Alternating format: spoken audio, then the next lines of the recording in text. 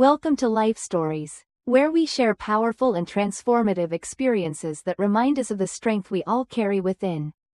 Today's story is one of resilience, self-discovery, and the courage it takes to break free from the expectations of others.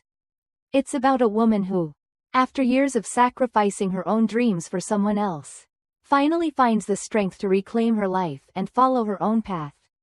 Get ready to hear a journey of overcoming betrayal and rediscovering self-worth. Don't forget to subscribe to the channel and join us as we begin today's life-changing story. I couldn't believe what I was watching.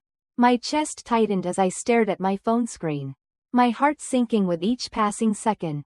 There she was, my mother, sitting at the family dining table with a wine glass in hand. Utterly unaware that her words were being broadcasted to the world, I had been away at a real estate conference in New York.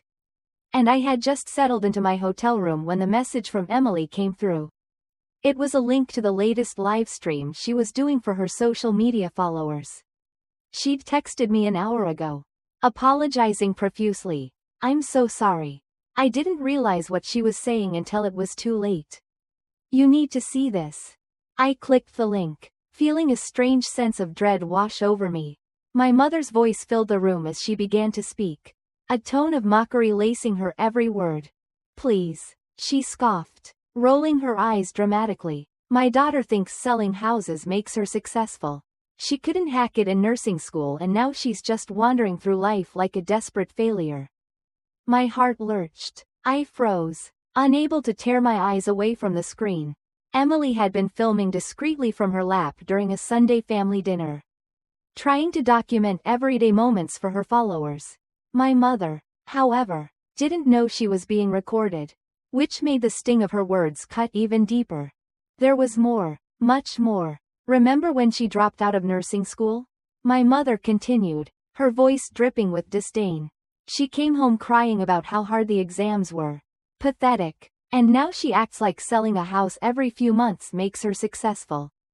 The words felt like a slap in the face. I hadn't told my family the full story. But the truth was, I had put my nursing education on hold 5 years ago when my mother was diagnosed with aggressive rheumatoid arthritis. It was supposed to be temporary, just until she stabilized. Real estate had flexible hours, and I could use that to help manage her care. I never imagined that temporary would stretch into years. I never imagined the person I loved most would become the one to belittle everything I did.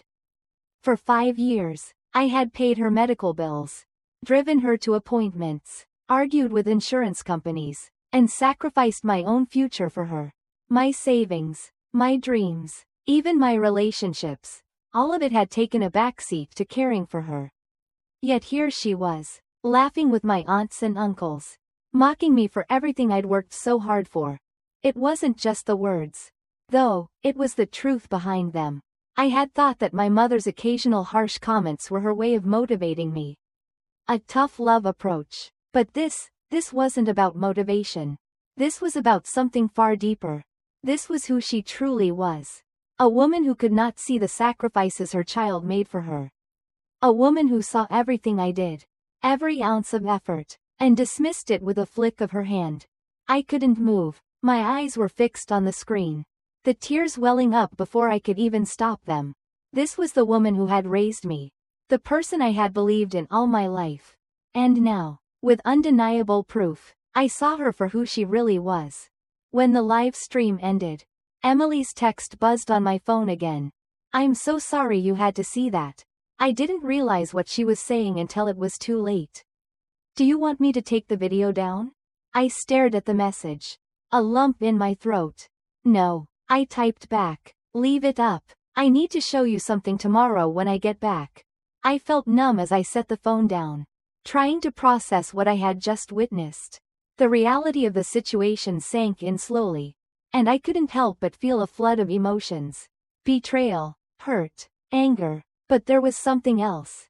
Something quieter, simmering beneath it all. Something that felt like it was finally awakening after years of neglect. A resolve, a need for change. The drive back to New York the next day was a blur. I couldn't remember the last time I'd felt so detached from everything around me. The road stretched out before me. the familiar path to my family home feeling strangely foreign. I had spent the last few years telling myself that my sacrifices were worth it. That I was doing the right thing by putting my own dreams on hold. But now, I wasn't so sure. Was it worth it if no one even appreciated it? I had spent my whole life trying to prove myself to my mother. Trying to win her approval. But it had never been enough. I needed to stop looking for validation in the one person who would never give it to me. I arrived home and went straight to my office. The folder of medical bills and insurance records I had kept meticulously over the years now felt like a reminder of my own personal prison. I opened it up, flipping through the receipts, the appointments, the costs, over $100,000 in expenses I had covered for my mother. It was all there, proof of everything I had done. But I didn't feel proud. I felt trapped. I needed to show Emily the truth. The real story. The one my mother would never acknowledge. I needed to make a decision. I sat down at my desk, staring at the folder before me. The decision was already forming in my mind. Clear as day. I was done. Done with the guilt. Done with the sacrifices. Done with living my life for someone else. I had already been planning to return to nursing school. But now it felt like I was ready to take the leap. No more deferring. No more waiting for things to get better. I glanced at my phone again. The buzz of another message from Emily reminding me that the world hadn't stopped just because I was breaking inside. But I knew one thing now. I wasn't going to let my life be defined by the person who had failed to see me for who I really was. The next morning, I stood outside my mother's house. The weight of what I had just decided to do heavy in my chest. The moment I stepped inside, the familiar tension hung in the air. My mother had no idea what was coming. She still believed I was her safety net. The one who would always step in. No matter what. But not anymore. I had already started organizing everything. I'd looked at my savings. The money I had been carefully setting aside to one day return to nursing school. It was enough to finally take the first steps toward the future I had abandoned. I'd calculated everything. I could still manage to cover the bare minimum in my real estate business. Enough to keep it running while I enrolled in school. I would hire a part-time assistant to take care of the administrative tasks. Someone who could handle the showings while I was in class. I thought of everything I had sacrificed, my education, my financial security, my own sense of identity, all for someone who couldn't even appreciate the extent of what I had done for her. I had given so much of myself that it had become impossible to recognize who I was anymore. That evening, I walked into the coffee shop where Emily was waiting for me. The instant she saw me, she looked guilty, her face filled with regret. "I'm so sorry, Sarah," she blurted out as I sat down. I didn't know she was going to say all that. I was just doing my usual live stream. And then Aunt Helen started talking about you. And it got so mean. I raised my hand to stop her. "Emily, thank you. I need to thank you. Actually, you've shown me the truth." Emily looked confused as I placed the folder on the table, opening it to reveal the meticulous records of every bill, every doctor's visit, every treatment I had paid for. The hundreds of pages seemed to mock me with their cold, unforgiving reality. "This is all of it," I said quietly. "Over $100,000 spent. All for her. Medications, treatments, doctor's appointments, insurance premiums, everything. I put my whole life on hold. All for her. I thought I had to." Emily flipped through the papers, her eyes widening. This is a lot. I had no idea you were doing all this. I didn't want you to know." I admitted. I didn't want anyone to think I was doing this out of obligation. I wanted to think I was doing it because I chose to. But now I see it. I didn't choose anything. I was trapped. "Are you sure about this?" Emily asked, her voice full of concern. "I mean, it's going to be hard. She's going to need help. She's going to try to make you feel guilty." I nodded, a strange calm settling over me. "I've already made my decision. I'm done. I'm taking back my life." In that moment, I felt something inside me shift. It wasn't anger or resentment anymore. It was a sense of clarity. For the first time in years, I could see the way forward. I had given so much to my mother. But in the process, I had lost myself. It was time to find myself again. I reached for my phone and transferred the funds I had set aside for my mother's treatments into my personal account. It wasn't easy, but it was necessary. Emily looked at me, a mixture of shock and admiration in her eyes. "Wow," she whispered. "Are you sure you want to do this?" "I've never been more sure of anything in my life," I replied. "I've spent 5 years being her safety net while she dismisses everything I do." That ends today. We talked for a little while longer. But I could feel the pull of the future already. A future that was mine. It wasn't just about nursing school anymore. It was about reclaiming my autonomy. My power. My identity. The next step would be telling my mother. But for now, I had made the most important choice. I was choosing myself. The next few days passed in a blur. A whirlwind of phone calls, paperwork, and decisions that needed to be made. I felt strangely detached from the world around me. It was as if, for the first time in years, I was finally awake, really awake, and ready to face what was ahead. I had made it through the hardest part, the decision to break free from my mother's grip. But now, the reality of what I had chosen began to set in. I had told Emily, I had transferred the money, and now I needed to face the consequences. And they were coming, fast. It was a Friday when I walked into the office of New York City Nursing School to finalize my re-enrollment. The advisor, a woman named Ms. Pierce, looked over my file with a mixture of curiosity and surprise. "You've been away from the program for a while, Ms. Johnson," she said, looking at me over the rim of her glasses. "But your previous academic record is strong. You'll need to take a placement exam to determine if any refresher courses are necessary." I nodded, my heart beating faster. I had made it, after all the years of putting myself last. After sacrificing everything for someone who didn't value me. I was here. I was finally doing this for myself. "I understand," I said, my voice steady. "I've already started reviewing my old textbooks." Ms. Pierce smiled, a warm and reassuring gesture. "We'll get you back on track." "Welcome back, Ms. Johnson." As I walked out of the office, I felt a sense of pride building inside me. It wasn't just about getting back to school. It was about everything I had accomplished to get to this point, everything I had survived, everything I had overcome. It wasn't just about becoming a nurse anymore. It was about becoming whole again. In the following weeks, things slowly began to change. I had reorganized my real estate business to fit my new schedule. It was a difficult adjustment. There were nights I stayed up late, balancing school and work, dealing with clients, and making sure everything was in place. But there was something different now. I wasn't doing it all for someone else. I wasn't drowning in my mother's needs anymore. I hired a part-time assistant, someone named Kylie, a bright college student with a natural talent for organization. Kylie helped with paperwork and coordinating showings.